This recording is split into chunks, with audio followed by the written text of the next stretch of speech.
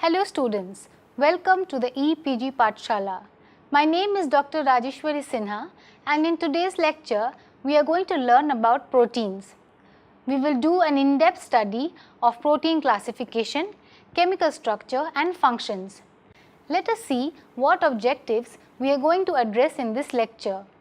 We are going to learn about the basic concept of proteins, the classification of proteins, to know about synthesis of proteins, their structures and techniques used for determination of the structure of proteins. We are also going to have a look at the various functions of proteins. We hope you have an enjoyable time listening to this lecture. Proteins are macromolecules present in all living organisms. They are highly complex molecules having high nutritional value and plays an important role in biological processes. The name protein was derived from the Greek word proteos, meaning holding first place. Protein is a polymer of amino acids arranged in linear chain. Polymerization of amino acid takes place via peptide bond formation. In this slide, we look at the formation of a peptide bond. Two amino acids, amino acid 1 and amino acid 2, combined with each other. The carboxyl end of amino acid 1 reacts with the amino end of the amino acid 2 to form a CONH bond along with the release of water. The CONH bond is also known as the peptide bond. All the proteins are encoded by the 20 genetically coded amino acids called standard amino acids. Their occurrence is very specific, which differs from species to species and organ to organ with different functions. Central dogma.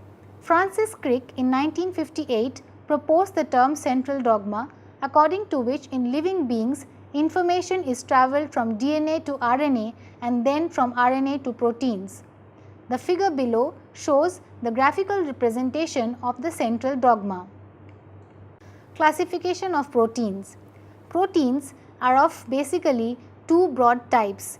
They can be classified based on the number of peptide chains and again based on composition. According to the number of peptide chains, they can be monomeric protein having single polypeptide chain, for example myoglobin, or oligomeric protein having more than one polypeptide chain, for example hemoglobin. On the basis of composition, proteins can be simple protein composed of only amino acids, for example insulin, or they can be conjugated protein made up of amino acids and additional organic and inorganic groups called prosthetic groups, example glycoproteins and lipoproteins. Proteins can also be divided on the basis of tertiary structure. They can appear as globular proteins, fibrous proteins and membrane proteins. Globular proteins are soluble and many are enzymes, for example amylases. Fibrous proteins are often structural proteins such as collagen, connective tissues, keratin and the protein component of hairs, nails. The membrane proteins serve as receptors or channels for polar or charged molecules to pass through the cellular membrane, example GPCR. Classification of proteins.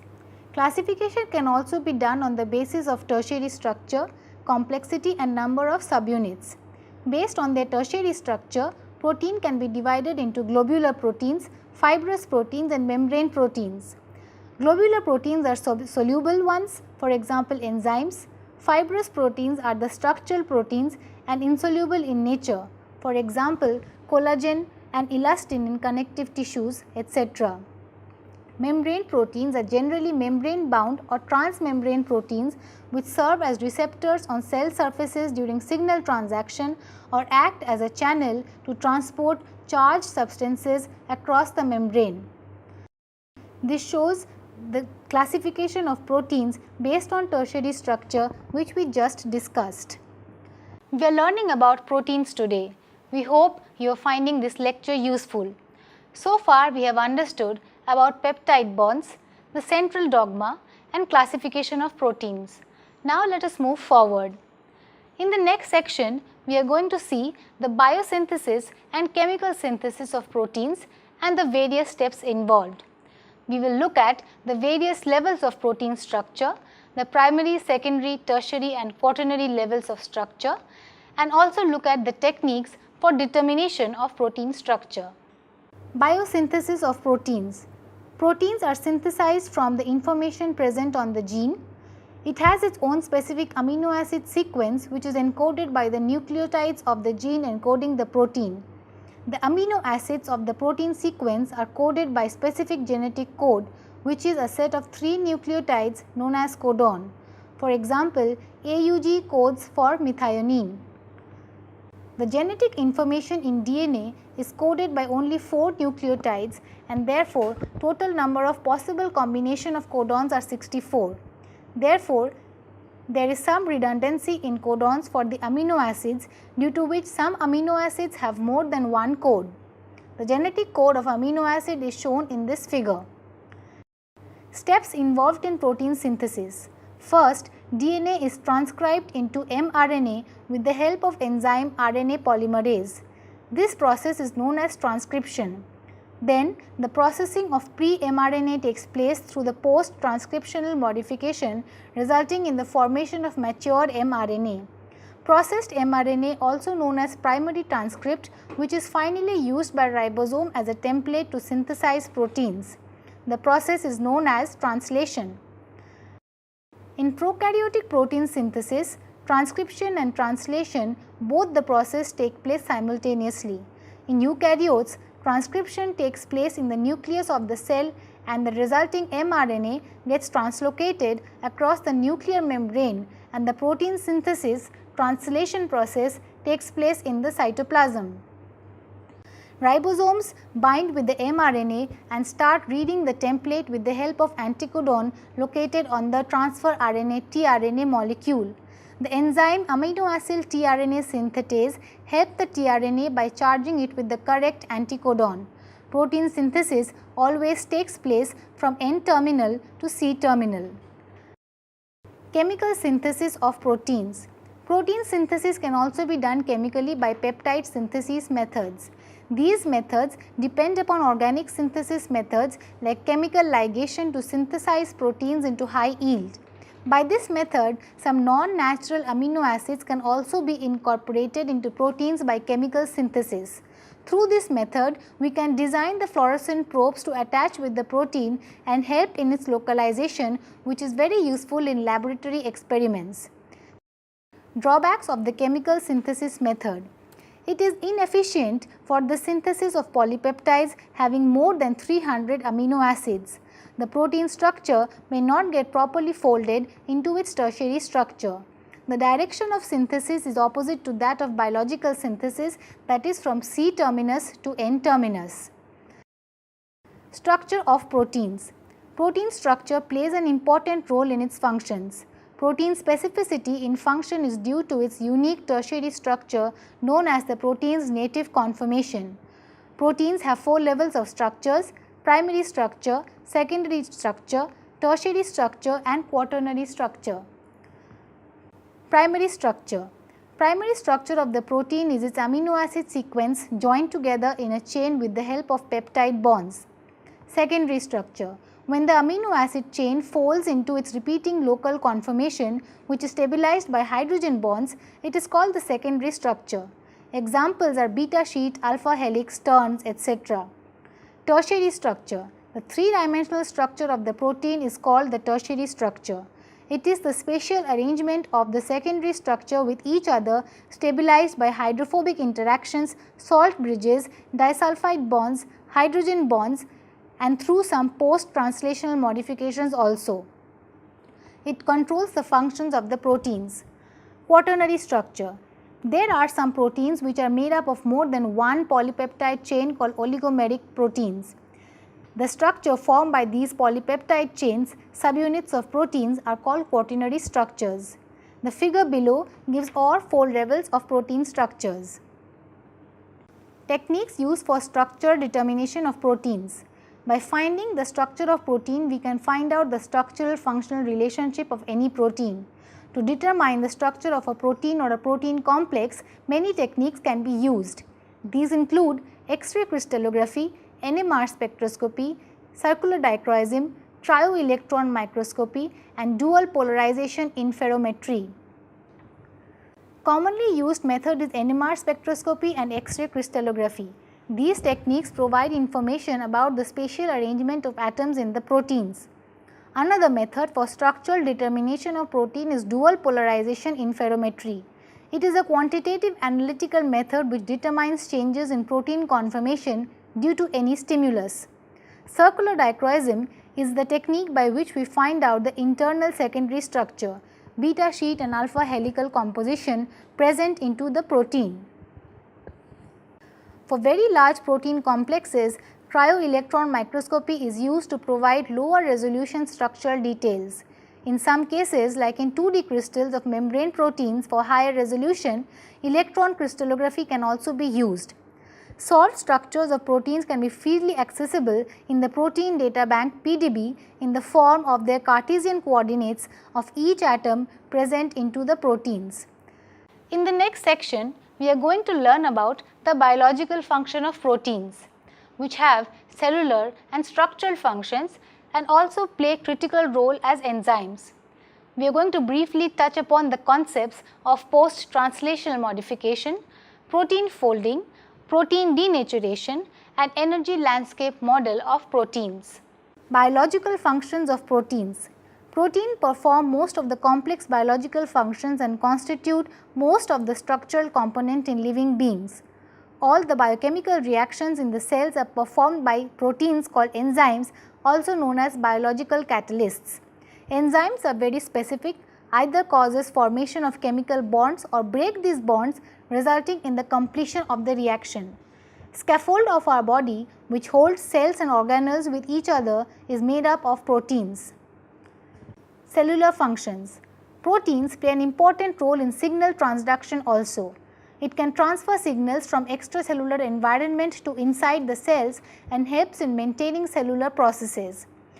Proteins can also bind with other proteins and to other smaller molecules. If a protein binds specifically with other molecules of the same substrate, it can form fibrils through oligomerization.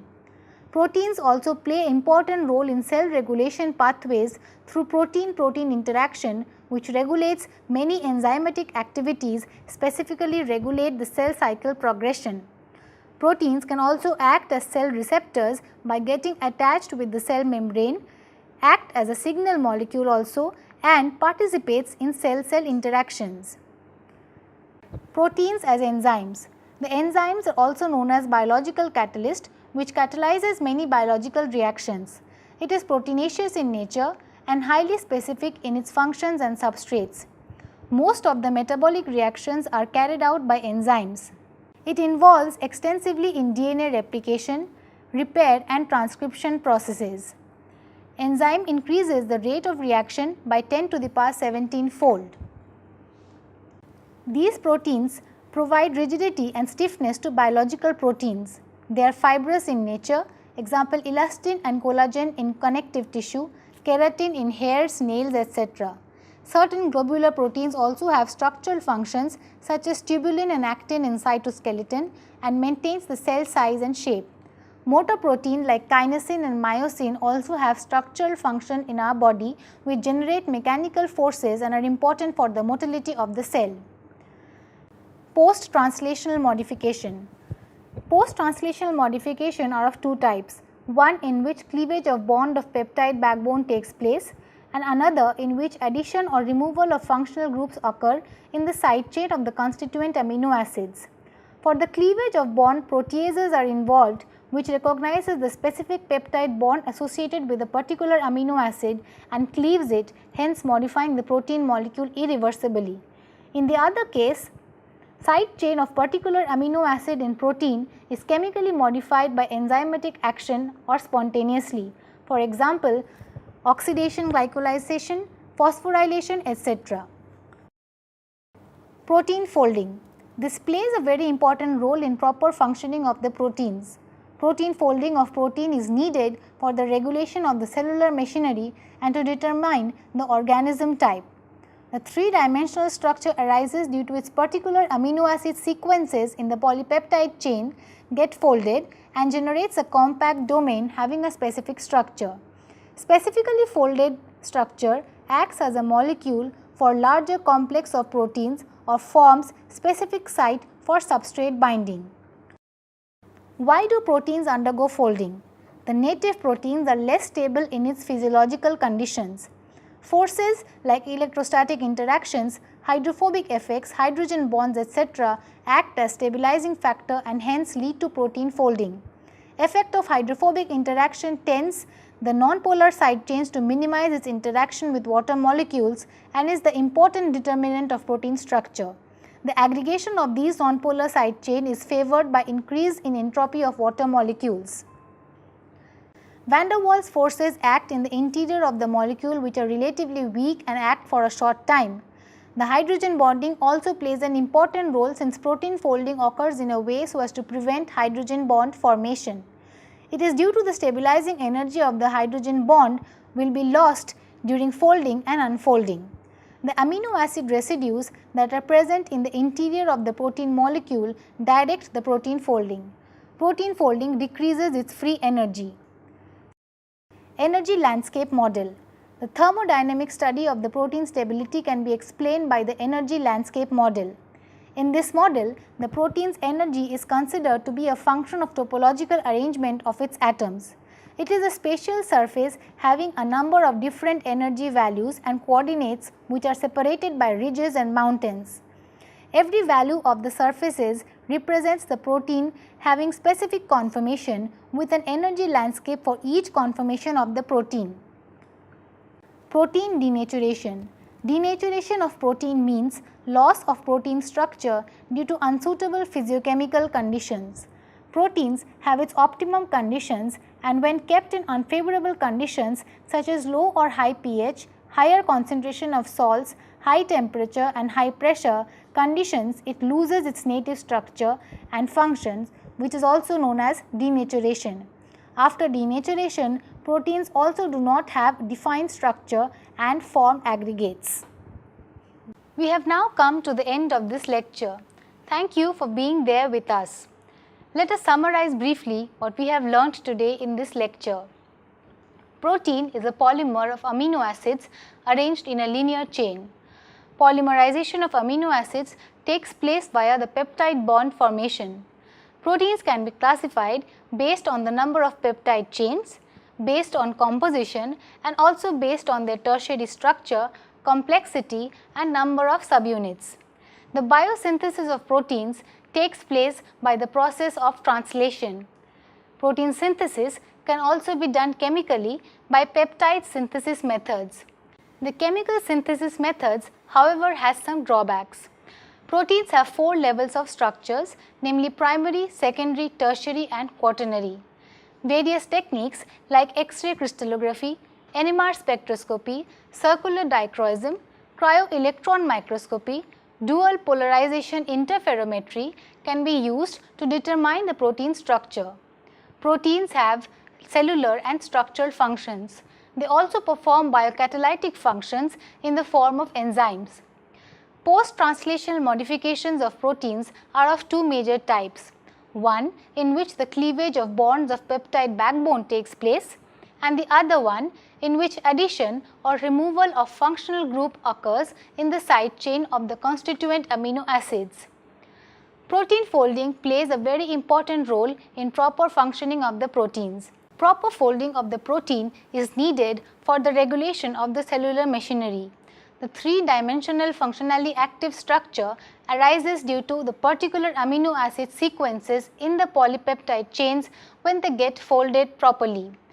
Denaturation of proteins means loss of protein structure due to unsuitable physiochemical conditions.